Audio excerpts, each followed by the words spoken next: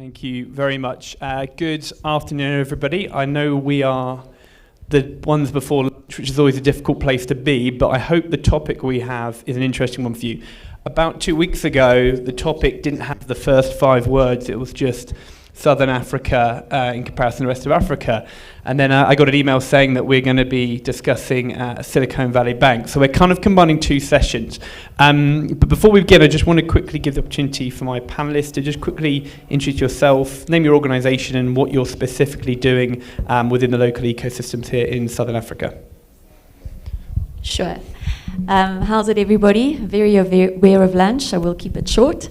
My name is Melania. I represent SAFCA, which is the Southern African Venture Capital and Private Equity Association, which is the association body for venture capitalists and private equity in South Africa. We've got about 180 members. They manage just over 200 billion rands in assets. And we really like to hear from you today as to what we can do to facilitate greater collaboration in the ecosystem.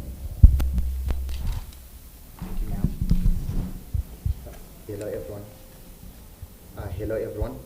My name is Van Gunyere. I'm the Chief Investment Officer at Anza Capital. And Anza Capital is an emerging fund manager.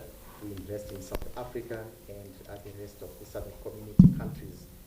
We invest from pre-seed to Series A, and our sector focus is energy, food tech, and digital sectors. We like to invest in startups that have got IP, good traction, and scalable beyond the country of origin. Thank you.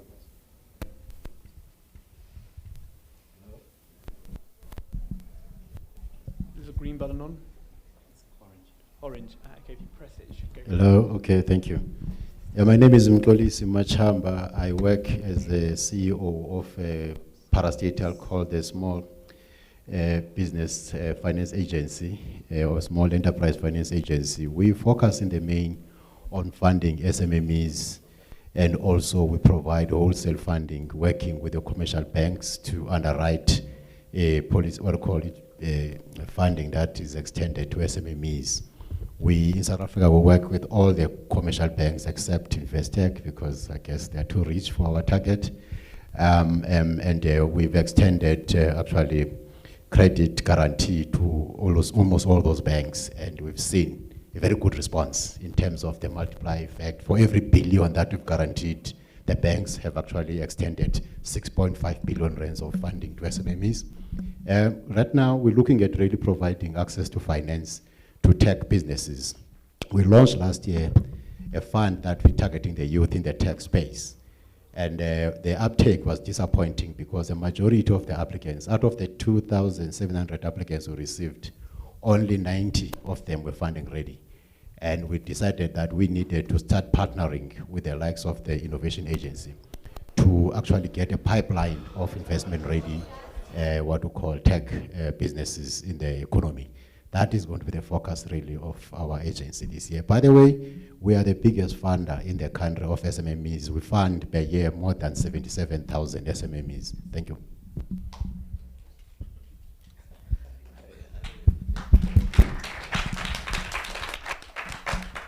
Hi everybody, my name is Vuyo. I'm from Launch Africa Ventures.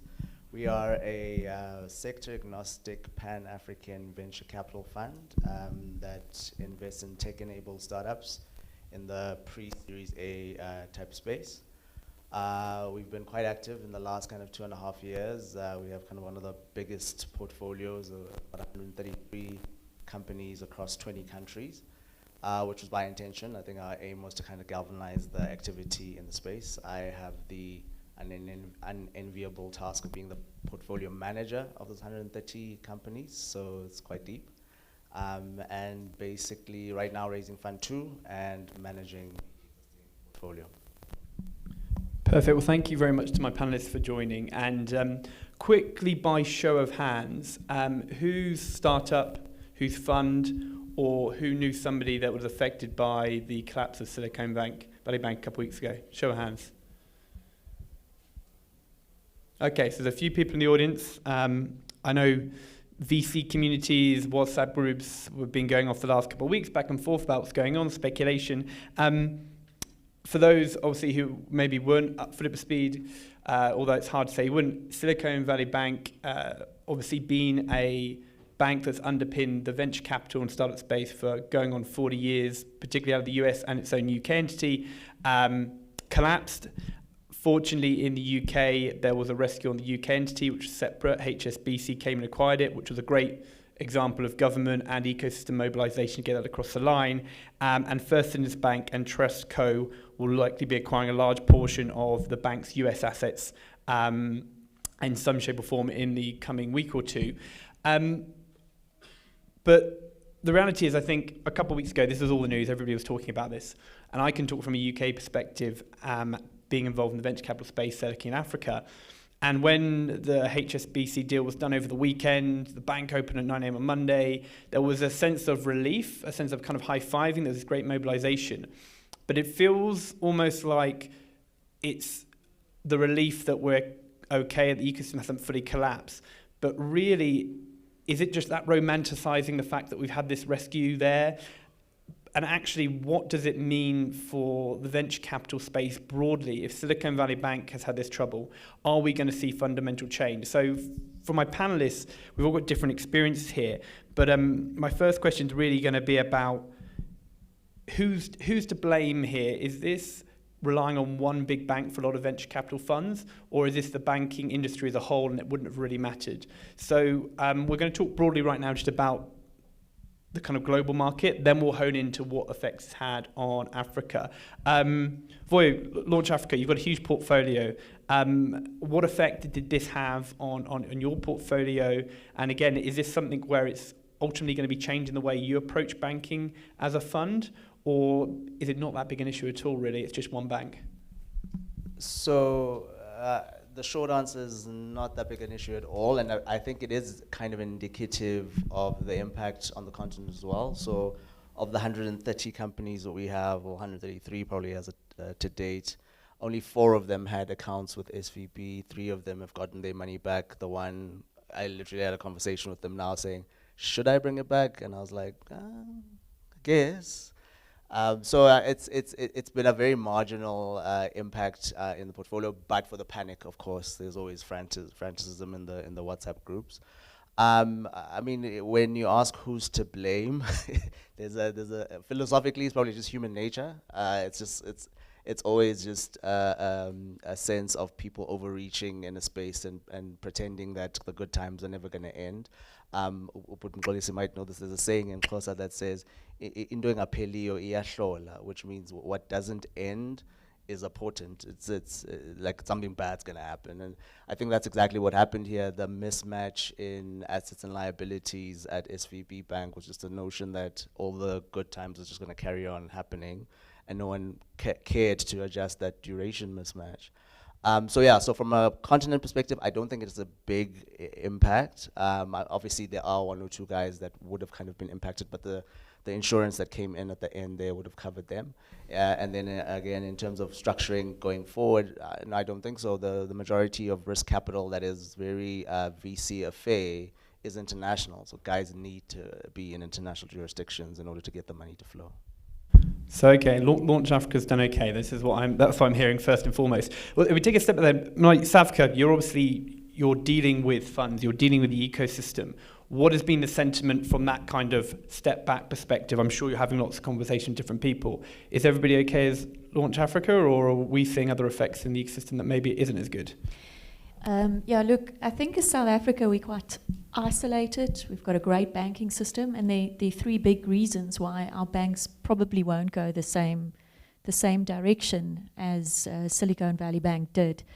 You're talking about human nature, right? It's all human nature. Just because you don't ascribe to Basel III, are there some learnings that you can take from what Basel III is trying to teach you around what a bank should or shouldn't be doing from a liquidity perspective? Should you be valuing your assets at par value? So there's learnings to be taken from that. I think the big benefit from a local perspective versus a global perspective, and what we've seen here, is we have been struggling to get offshore cash onshore for various reasons unrelated to the bank itself. But the reality is that in South Africa we're seeing a lot more collaboration between banks and institutional capital, right? And banks traditionally haven't gone into venture capital unless it's been very ring-fenced through the likes of a Nedbank Ventures or a Standard Bank Ventures or whatever it might be. So from a South African perspective, I think, and that's me pressing the button, I'm sorry. From a South African perspective, I think we're okay, our members are okay. Is it unfortunate from a human tragedy perspective? Absolutely. Is it unfortunate from a wider ecosystem perspective? 100%. Are we okay as a South Africa and the rest of the continent? I think so. I think we're okay.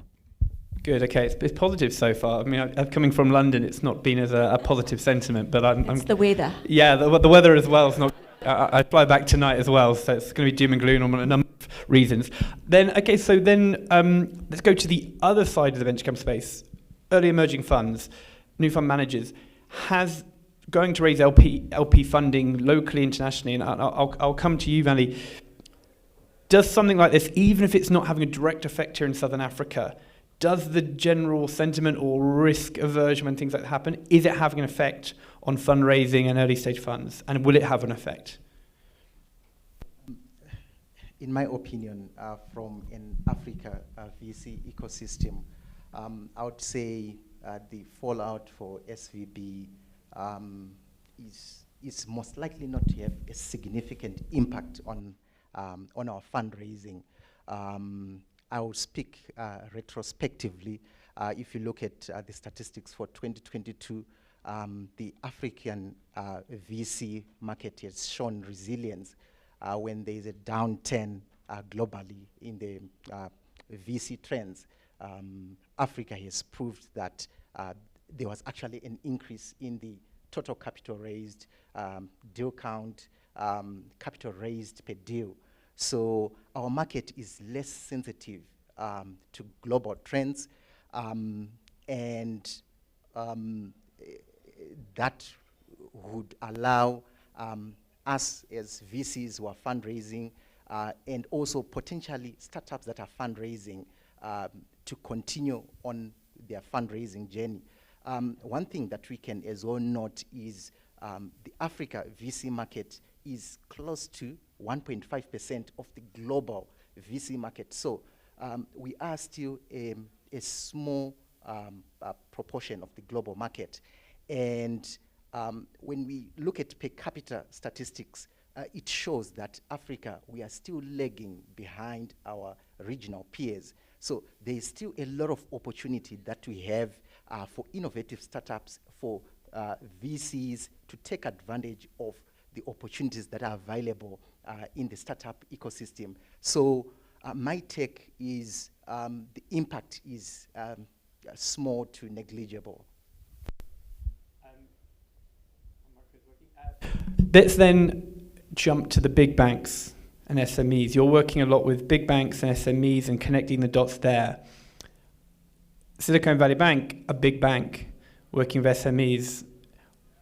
Lessons to be learned to avoid the same mistakes. Do we have similar banking relations from a venture standpoint here in Southern Africa? What can be from Silicon Valley Bank and what needs to be done differently here? Or are we doing stuff differently here that's actually going to safeguard? If I'm a founder right now and I see that, am I now rethinking my banking strategy? What's your perspective on that and what are the banks saying? Am I audible? Thank you. Look, from our side, because we're a development finance institution and we do our work in the main through the banks, through our credit guarantee system.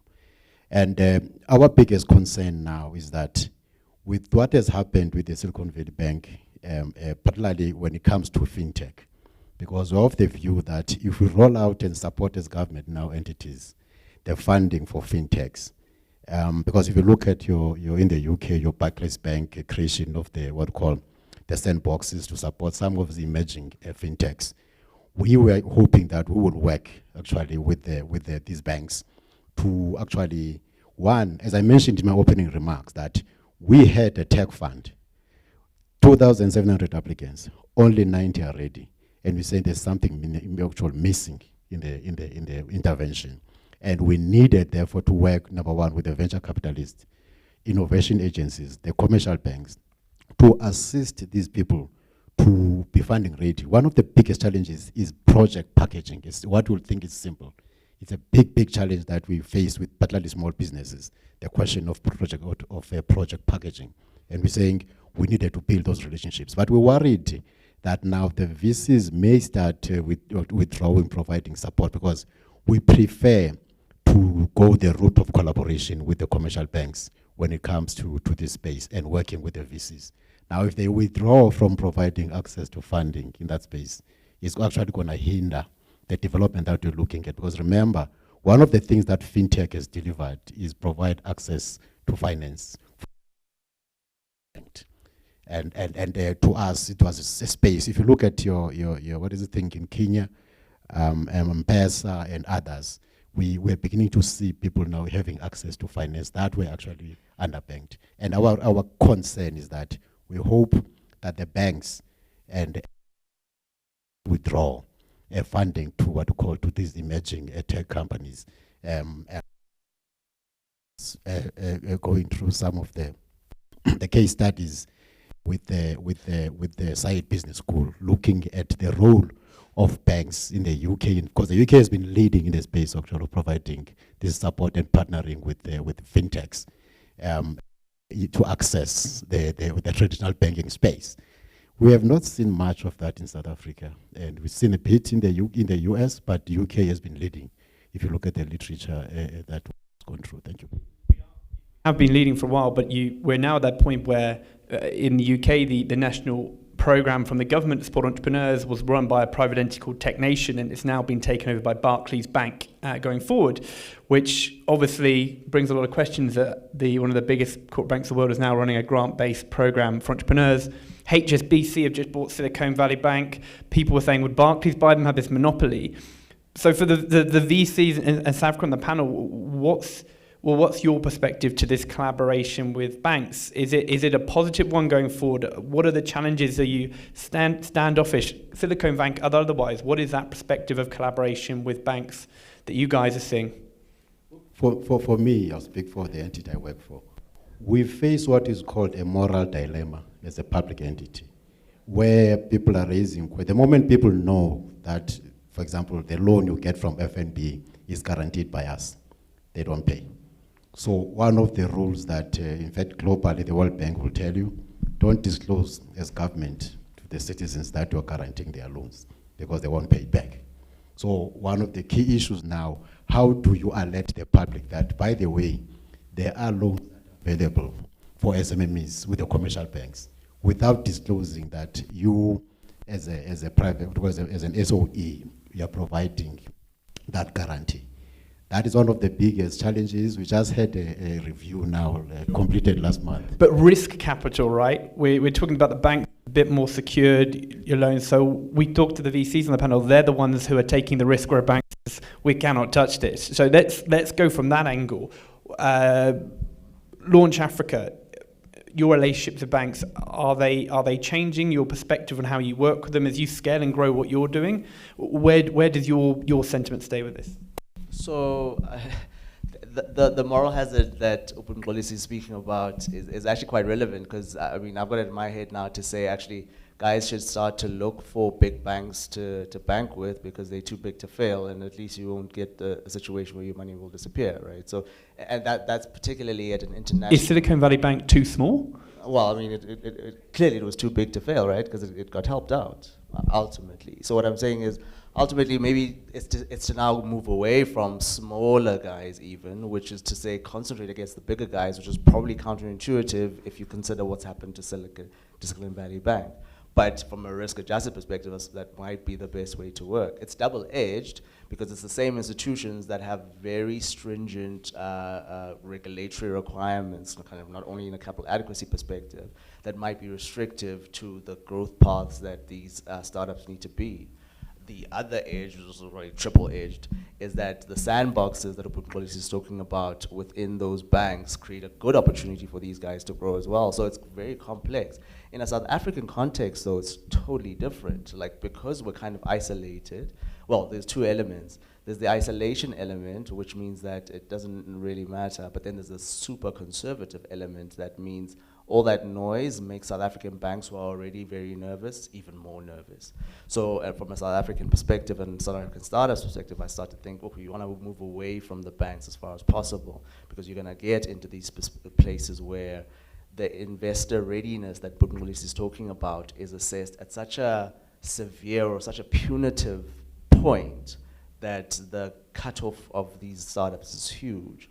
So it depends whether you're looking international or local. Local, I'm saying it would be a bad move for the banks to kind of start to dominate the space as in international spaces.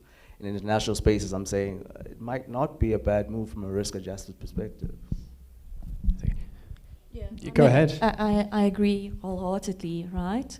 So we can't force a bank to play a role that a capital provider should play, right? Like a VC fund should play. And that's why a huge focus from a SAFCA perspective has been to develop fund managers that better represent the society that we actually build and work and live in, right?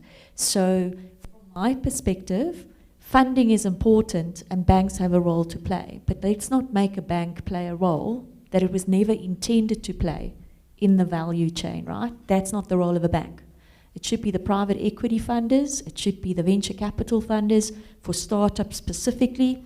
VC funds are really important, and where banks can play a very important role is in supporting those fund managers from a working capital perspective, making sure that there's facilities available to them to run their businesses adequately.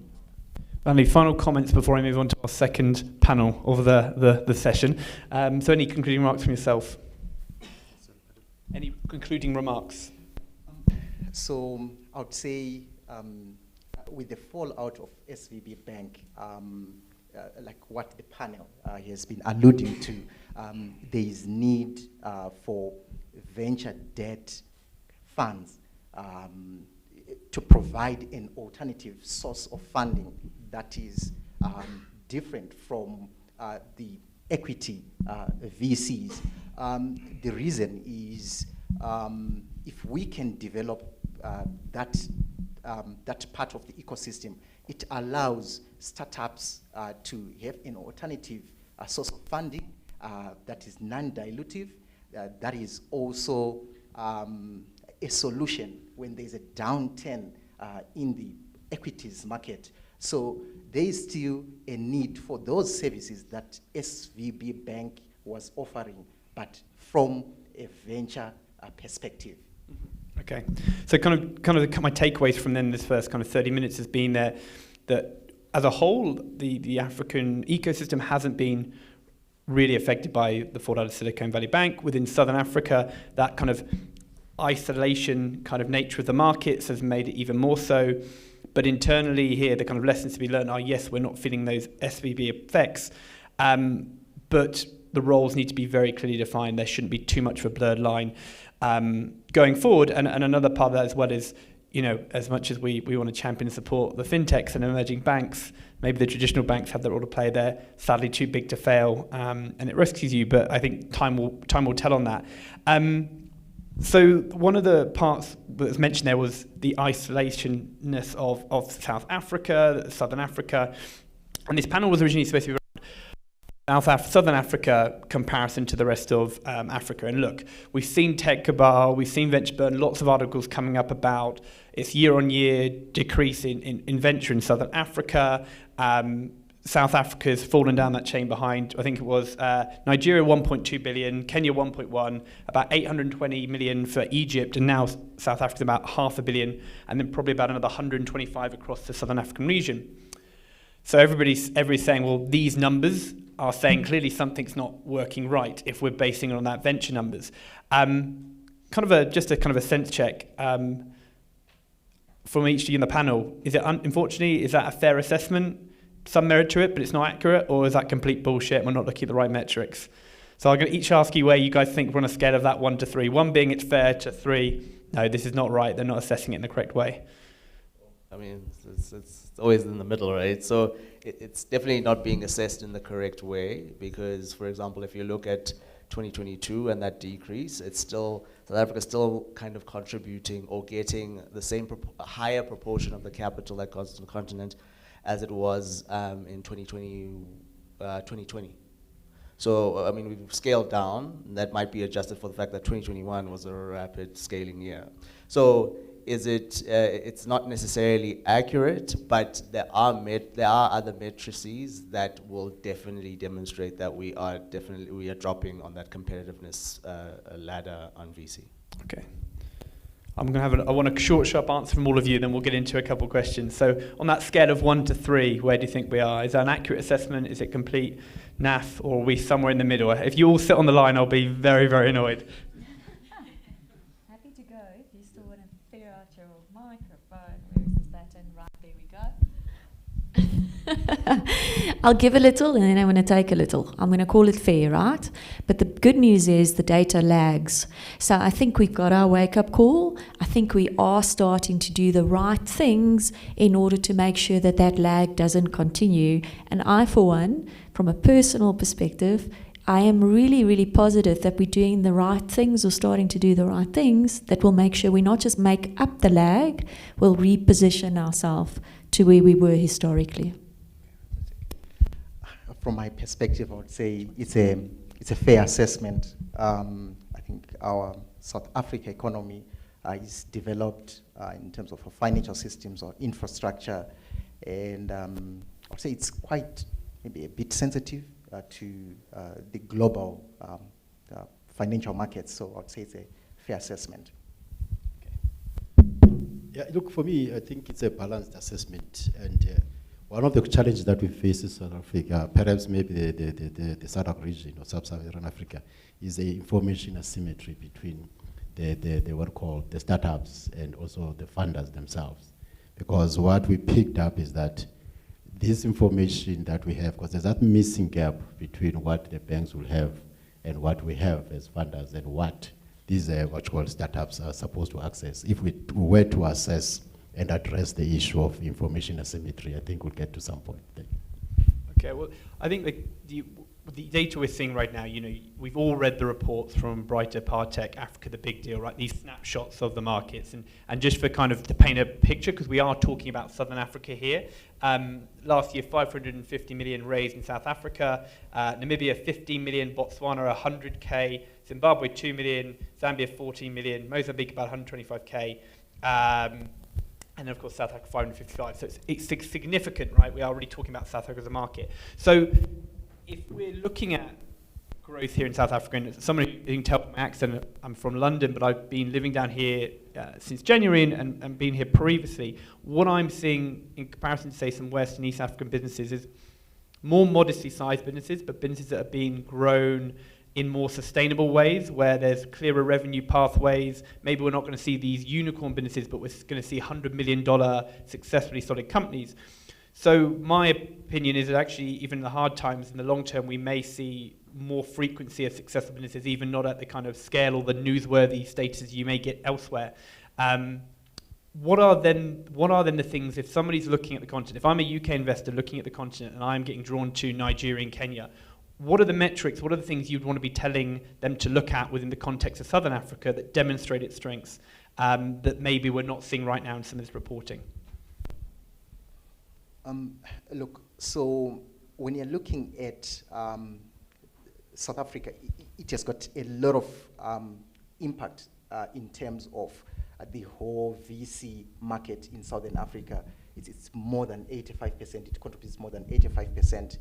And when you look at international investors, what they maybe do not see is that South Africa is a dual economy. So there is the developed part of the economy that mostly has got the minority. And when you look at the other side, there is also the majority that is underdeveloped, underserved, and marginalized. And there are still opportunities that are available for upside, both in terms of financial returns and impact, even from a South Africa perspective, as well as from a Southern Africa perspective.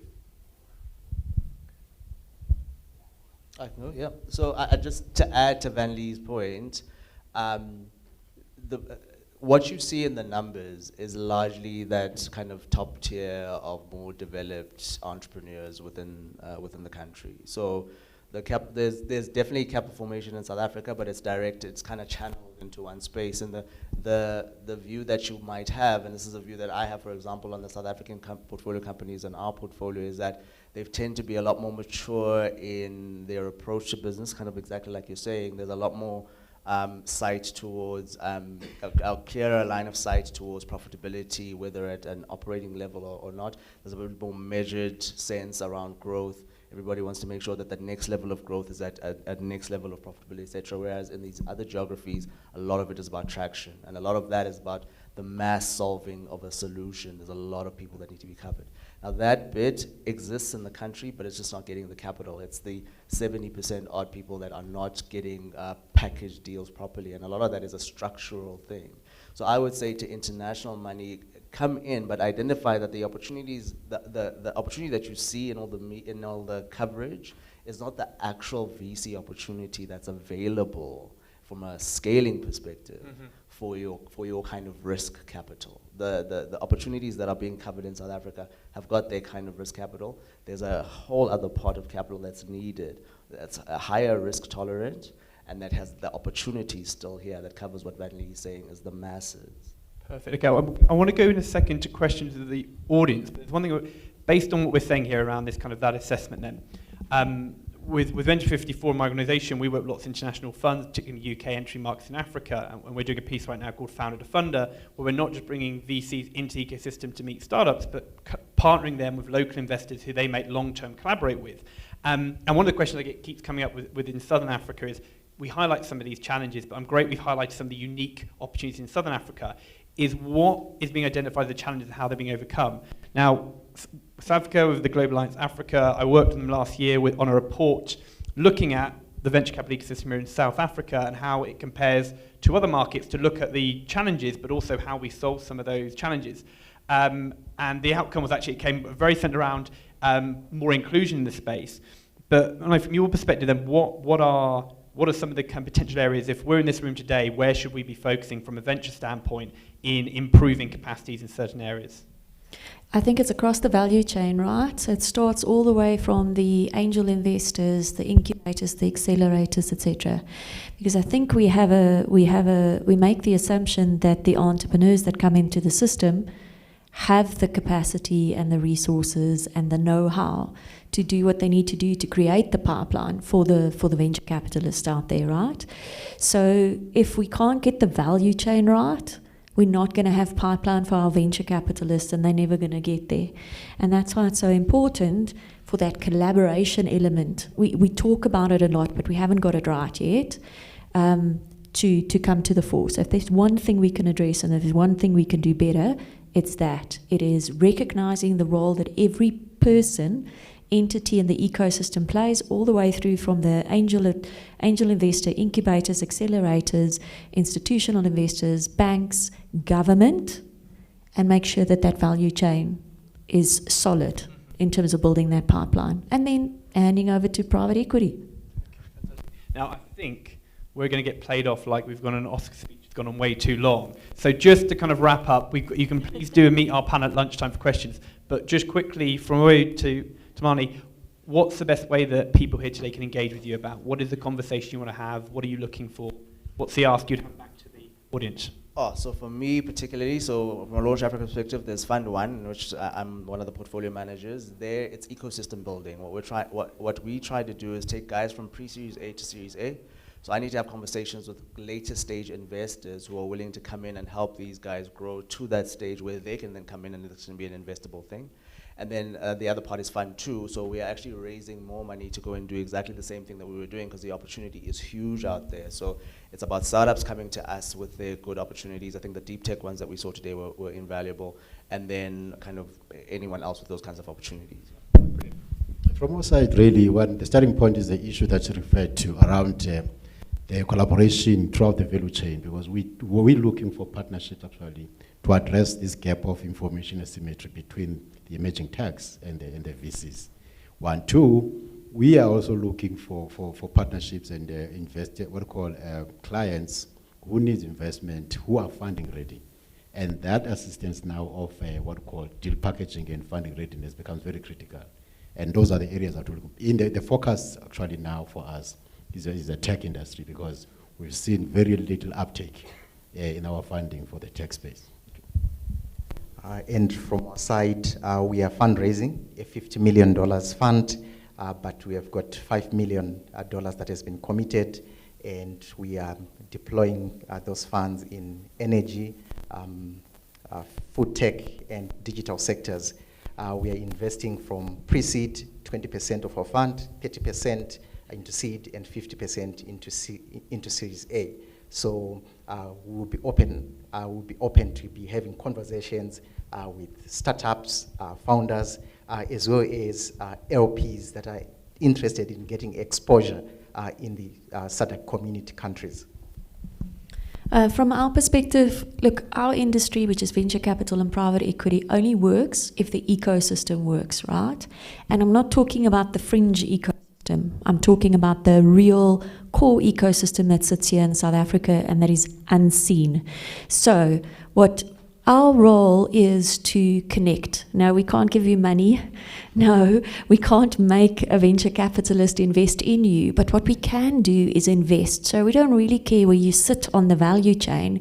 Come and talk to us and give us the opportunity to slot you in where we do have the ability to influence and advocate. That's it.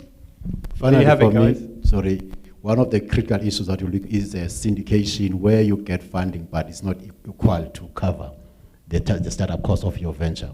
We're looking forward actually to syndicate with some of the players in the ecosystem, and we also have some element of grants to leverage or to lower the gearing of some of the ventures. Thank you. Fantastic. Well, now you know what conversations to have with our panelists over lunch. I'd just like to say thank you all once again for joining and covering quite a mammoth topic. And thank you again to Africa Arena for hosting us. And yeah, look forward to speaking to you all later on. Thank you. Cool. Thank you very much to everybody. We were meant to have a Q&A session, but they took into all the time. You did ask us to do 2 panels in one topic. Yeah. So, we just... So we're going to give you an opportunity during lunch to be able to ask it. We have a 35-minute lunch break. So be back here at 1:30. Lunch starts now. Give a big round of applause to our panelists.